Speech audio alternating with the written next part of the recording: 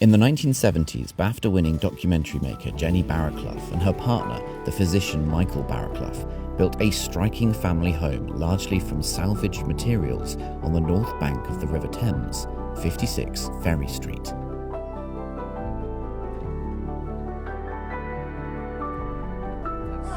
So, welcome. Thank you. Really lovely Nice to to see see you. Come in, Yeah. come in. What a space. How do you like it? You can see my joy at just being in the space. It's a space that makes you feel relaxed. Good, Which is, good. it's so sort of grand and impressive, and yet it's very calming at the same I time. know, that's my lovely, clever husband. There he is up there. That's the portrait. Designed by the architects Stout and Litchfield in collaboration with Michael, who did a lot of the design and construction work himself, the house was listed in 2021 and stands as a testament to environmentally sound construction practices and self-building, as well as the infectious chutzpah of the remarkable couple who created it. Michael sadly isn't able to appear on camera so much these days, but I returned to Ferry Street to interview Jenny, who is now in her 80s after a simply phenomenal broadcasting career. Isn't that beautiful? So this is See, that is all our house. the house From the side. From the side. So we're down on the sort of foreshore of the Thames, Yes. looking up at the house and all of these amazing trees. So when you first built the house, what was on the Isle of Dogs? Well, it was just a very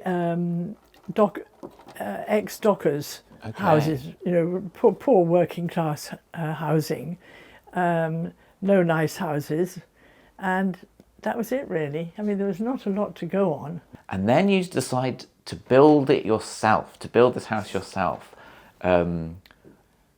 which is incredible. Like, most people when they try to build a house, they get builders to do it, but you chose to build it yourselves. So tell me about that. How did that happen? Mike being so, I think it's a whole Indian upbringing, learning how to do things himself. Yeah.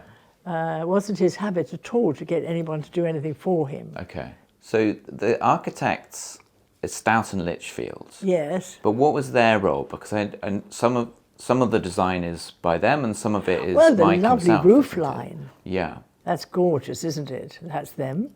Working with an architect is always a collaboration, but Michael and Jenny were far more hands-on than typical clients.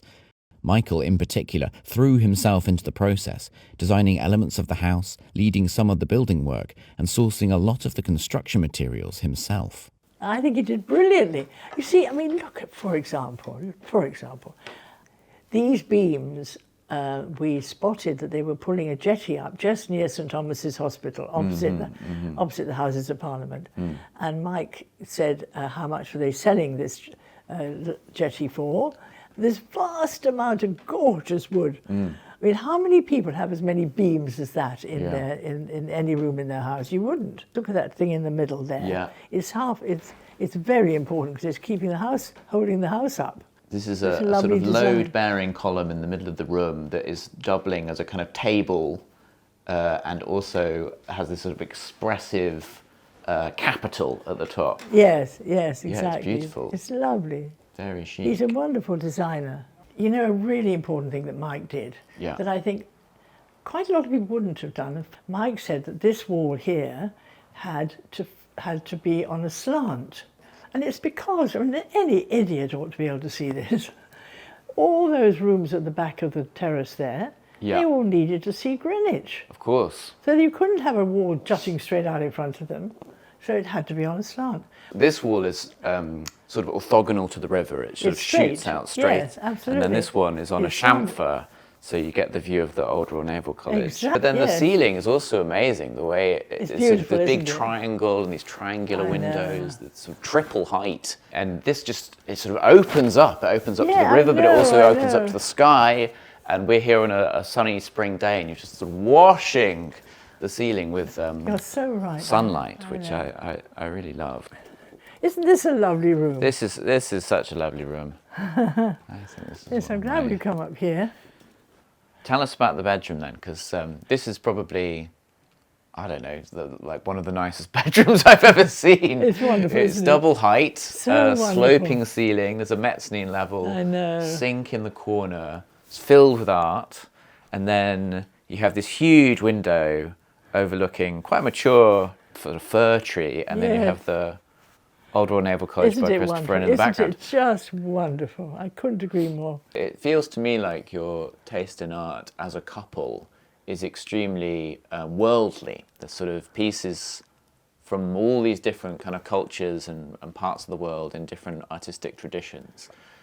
I'm just wondering where that came from. Was it from your travelling, or was it his upbringing in different parts of the world? Well, actually, I buy everything. Okay. He doesn't do much buying of things, really. Do you paint?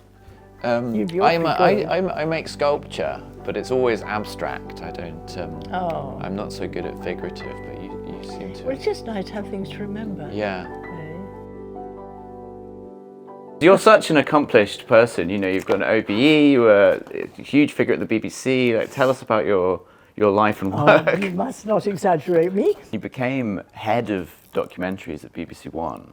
Yes. What was that like? Not good enough. Oh, really? I actually resigned from it. Okay. Because it sounds awfully grand to be head of anything. Yeah. Do you realise when you're head of something, you're the one who sits behind a bigger desk than everybody else, because you're the head. They have all the fun. But they have the fun. I mean, I would be sending people out to Mongolia, and I'd stay sitting behind a big desk. So I didn't think much of that. Okay. And I managed to get back into working, on individual programs again. The reason you built this place, was because you were going to have a family and you wanted a garden for the children. Yes. How did they find it growing up? What was it like to live here with four little kids? Well, I think the best time was at the beginning, because this road didn't have a single building on it except for ours. Right. So it was an empty street, and it was just sort of wild and unkempt.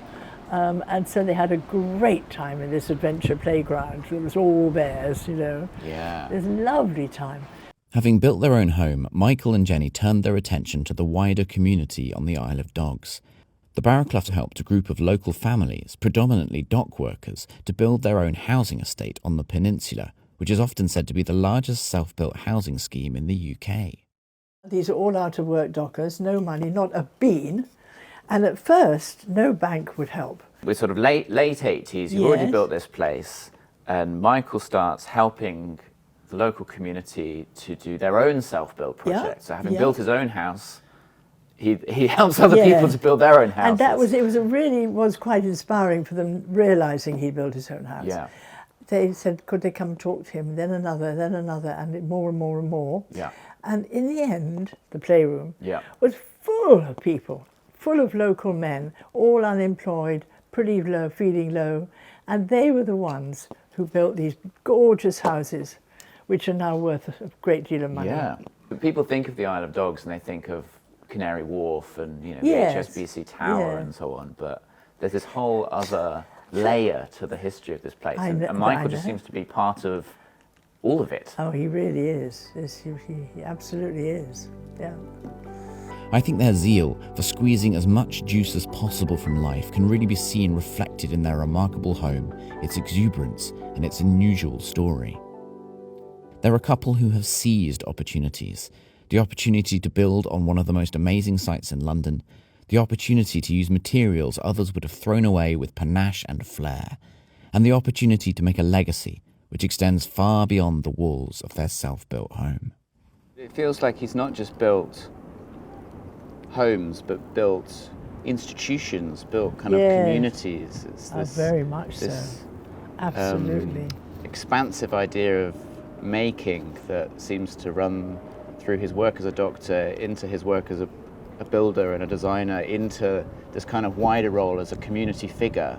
Yes. What do you think the legacy of this house is, beyond making a great place to live and have a family? What do you think the wider legacy Well, of this I place think is? that it says, above all, you don't need to be rich to make a beautiful house. You really don't. Because this place was built on an absolute dump, a sort of an empty bit of roadside where there was no other houses at all. Mike had to borrow the money to do it. He had to persuade banks who didn't want to lend it to him. So, I mean, anyone, if they're determined, should be able to succeed, and that's what I think he's shown people, which is just lovely.